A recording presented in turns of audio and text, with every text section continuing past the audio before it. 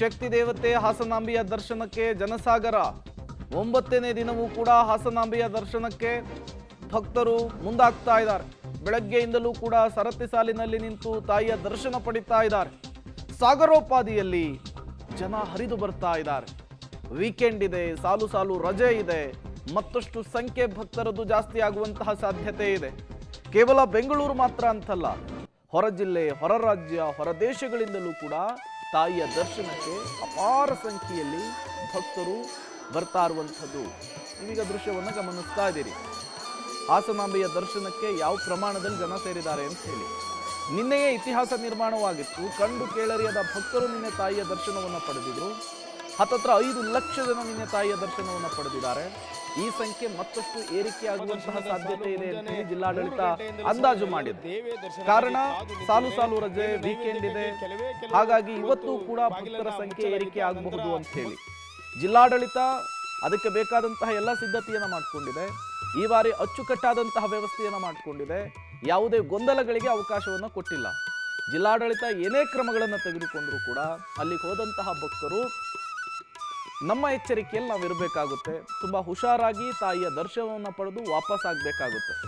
ಅದಕ್ಕೆ ಬೇಕಾದಂತಹ ಎಲ್ಲ ರೀತಿಯ ಸಿದ್ಧತೆ ವ್ಯವಸ್ಥೆಯನ್ನು ಈಗ ಜಿಲ್ಲಾಡಳಿತ ಮಾಡಿರುವಂಥದ್ದು. ಈ ಬಾರಿ ಫಸ್ಟ್ ಪ್ರಿಫರೆನ್ಸ್ ಕೊಟ್ಟಿರುವಂತಹದ್ದೇ ಸಾರ್ವಜನಿಕರಿಗೆ ಯಾವುದೇ ರೀತಿಯ ತೊಂದರೆ ಆಗದೆ ಇರುವಂತಹ ನಿಟ್ಟಿನಲ್ಲಿ ವರ್ಷಕ್ಕೊಮ್ಮೆ ದರ್ಶನ ಭಾಗ್ಯವನ್ನು ಕರುಣಿಸುವಂತಹ ತಾಯಿ ಹಾಸನಾಂಬಿಯ ದರ್ಶನದ 9ನೇ ದಿನವೂ ಕೂಡ ಭಕ್ತರ ಸಂಖ್ಯೆ ದೊಡ್ಡ ಮಟ್ಟದಲ್ಲಿ ಸೇರಿದೆ.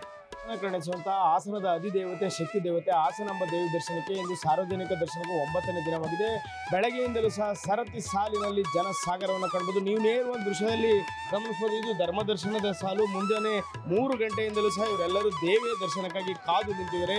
ಏನು ನೈವೇದ್ಯಕ್ಕಾಗಿ ಕೆಲವು ಹೊತ್ತು ಬಾಗಿಲನ್ನು ಮುಚ್ಚಲಾಗಿತ್ತು. ಆ ನಂತರ ಭಕ್ತರ ಸಂಖ್ಯೆ ಅಧಿಕವಾಗ್ತಿರೋ ಹಿನ್ನೆಲೆಯಲ್ಲಿ ಗರ್ಭಗುಡಿ ಬಾಗಿಲನ್ನು ತೆರೆದು ದೇವಿ ದರ್ಶನಕ್ಕೆ ಅನುಕೂಲ ಮಾಡಿಕೊಡಲಾಗಿದೆ. ಧರ್ಮ ದರ್ಶನದ ಸಾಲು ಸುಮಾರು 7 ಕಿಲೋಮೀಟರ್ ಆಚೆಗೂ ಜನರು ನಿಂತಿದ್ದಾರೆ. ಇನ್ನು 1000 ರೂನ ವಿಶೇಷ ದರ್ಶನ, 300 ವಿಶೇಷ ಬೆಳಗ್ಗೆ ಒಂದು ಅರ್ಧ ಗಂಟೆ ಖಾಲಿ ಇತ್ತು. ಆ ಸಮಯದಲ್ಲಿ ಬಂದಂತವರಿಗೆ ಬೇಗ ದರ್ಶನವಾಗಿದೆ. ಇದೀಗ ಜನ ಸಾಗರವೇ ಹರಿದು ಬರ್ತಾ ಇದೆ. ಹಾಗಾಗಿ ಏನು ಸತತವಾಗಿ 4 ದಿನಗಳು ರಜೆ ಇದೆ, ದೀಪಾವಳಿ ಹಬ್ಬ ಇದೆ. ಹಾಗಾಗಿ ಜನರು ಹಾಸನಾಂಬೆಯತ್ತ ಮುಖ ಮಾಡಿದ್ರೆ ಈಗಾಗಲೇ ರಾತ್ರಿ ಹಾಸನ ಮಾರ್ಗ ಹೋಗಿ ತೆರಳತಕ್ಕಂಥ ಎಲ್ಲ ಬಸ್ಗಳನ್ನ ಕೆಲಕಾಲ ಸ್ಥಗಿತಗೊಳಿಸಲಾಗಿತ್ತು.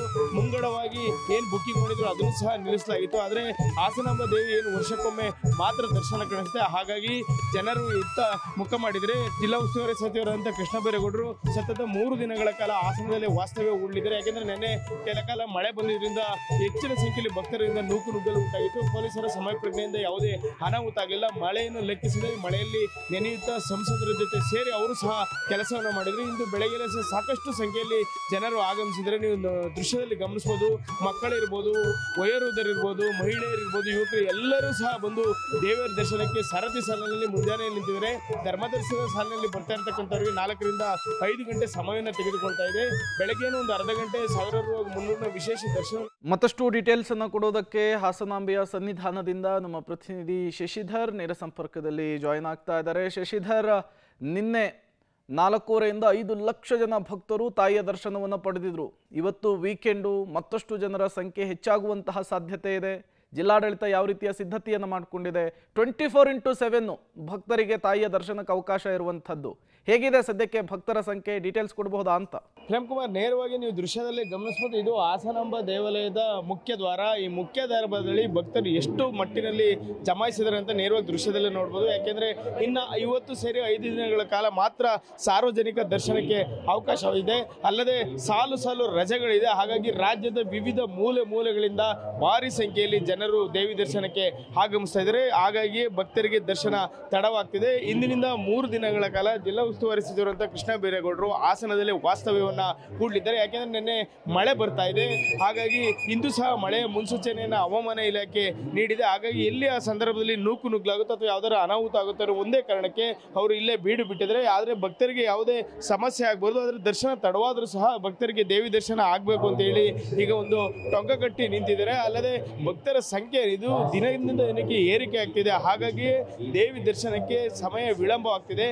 ಈಗ ನೀವು ನೋಡ್ತಾ ನೋಡ್ತಾ ಇರ್ತಕ್ಕಂಥ ದೃಶ್ಯ ಇದು 1000 ರೂಪಾಯಿನ ವಿಶೇಷ ದರ್ಶನದ ಟಿಕೆಟ್ ಅನ್ನ ಪಡೆದು ಬಂದಿರತಕ್ಕಂತಹ ಭಕ್ತರ ದೃಶ್ಯ. ಈ ಸಾಲು ಸಹ ಏನು 3 ರಿಂದ 4 ಕಿಲೋಮೀಟರ್ ಇದೆ, ಅಷ್ಟು ಸಂಖ್ಯೆಯಲ್ಲಿ ಭಕ್ತರು ಬಂದಿದ್ದಾರೆ. ಅಲ್ಲದೆ ನಿನ್ನೆ ಏನು 4 ಲಕ್ಷ ಜನ ಏನು ಭಕ್ತರು ಏನು ದೇವಿ ದರ್ಶನವನ್ನ ಪಡೆದಿದ್ರು, ಆ ದೇವಿ ದರ್ಶನವನ್ನ ಪಡೆದ ಹಿನ್ನೆಲೆಯಲ್ಲಿ ಹೆಚ್ಚಿನ ಸಂಖ್ಯೆಯಲ್ಲಿ ಭಕ್ತರು ಆಗಮಿಸ್ತಾ ಇರೋದ್ರಲ್ಲಿ ಮತ್ತೆ ಬ್ಯಾರಿಕೇಡ್ ಅನ್ನ ಹೆಚ್ಚಿಗೆ ಮಾಡಿದೆ. ಸುಮಾರು 10 ಕಿಲೋಮೀಟರ್ ಅಷ್ಟು ಧರ್ಮ ದರ್ಶನದ ಸಾಲಿನ ಬ್ಯಾರಿಕೇಡ್ ನ ಹೆಚ್ಚಿಸಲಾಗಿದೆ. ಅಲ್ಲದೆ 1000 ಇರ್ಬೋದು 300 ಇರ್ಬೋದು, ಅಲ್ಲೂ ಸಹ ಯಾವುದೇ ನೂಕುನುಗ್ಗಲಾಗದಂತೆ ಬ್ಯಾರಿಕೇಡ್ ವ್ಯವಸ್ಥೆ ಹೊಸದಾಗಿ ತಡರಾತ್ರಿ ಮಾಡಲಾಗಿದೆ.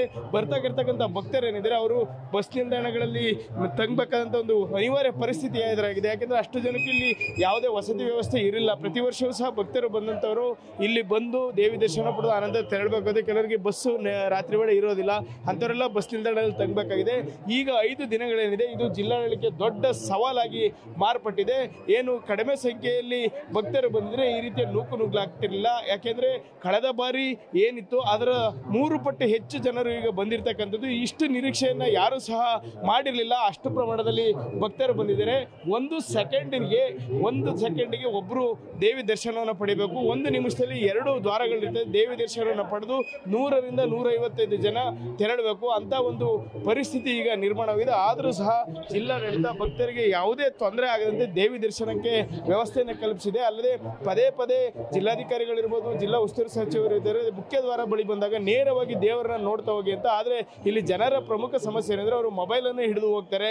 ಅಲ್ಲದೆ ಸಣ್ಣ ಸಣ್ಣ ಮಕ್ಕಳೇನಿದ್ದಾರೆ ಅವ್ರನ್ನ ಹಿಡಿದು ಅವು ಅಳ್ತಕ್ಕಂತ ನಿಭಾಯಿಸ್ಕೊಂಡು ಹೋಗ್ತಾರೆ. ಹೀಗಾಗಿ ಅವರಿಗೆ 1 ಸೆಕೆಂಡ್ನಲ್ಲಿ ದೇವಿ ದರ್ಶನ ಕೆಲವರಿಗೆ ಮಿಸ್ ಆಗ್ತಾ ಇದೆ. ಆದ್ರಿಂದ ಈ ಬರ್ತಕ್ಕಂತಹ ಭಕ್ತರಿಗೆ ಯಾವುದೇ ರೀತಿಯ ಸಮಸ್ಯೆ ಆಗದಂತೆ ಈಗಾಗಲೇ ಕೆಲವು ಕ್ರಮಗಳನ್ನು ಕೈಗೊಂಡಿದೆ. ಇನ್ನೊಂದು ಪ್ರಮುಖವಾದ ಅಂಶ ಏನಂದ್ರೆ ಅಕ್ಟೋಬರ್ 20ರಿಂದ ಪ್ರೋಟೋಕಾಲ್ ವ್ಯವಸ್ಥೆಯನ್ನು ಸಂಪೂರ್ಣವಾಗಿ ಬಂದ್ ಮಾಡಲಾಗುತ್ತೆ ಅಂತ ಜಿಲ್ಲಾ ಉಸ್ತುವಾರಿ ಸಚಿವರು ಮಾಹಿತಿಯನ್ನು ನೀಡಿದ್ದಾರೆ. ಹಾಗಾಗಿ ಅಕ್ಟೋಬರ್ 20ರೊಳಗೆ ಬರ್ತಕ್ಕಂತಹ ಯಾರು VIP-ಗಳಿದ್ರೆ ಅವರೆಲ್ಲರೂ ಸಹ ದರ್ಶನವನ್ನ ಪಡಿಬೇಕು. ಇದು ಹೊಸದಾಗಿ ಒಂದು ನಿಯಮವನ್ನು ಮಾಡಿದ್ದಾರೆ. ಹಾಗಾಗಿ ಇನ್ನು ಮುಂದಿನ 5 ದಿನಗಳು ಜಿಲ್ಲಾಡಳಿತಕ್ಕೆ ಸವಾಲಾಗಿದ್ರೆ ಭಕ್ತರಿಗೂ ಸಹ ದೇವಿ ದರ್ಶನ ಪಡೆಯುವ ಸಮಯ ವಿಳಂಬವಾಗಲಿದೆ. ಪ್ರೇಮ್ ಕುಮಾರ್.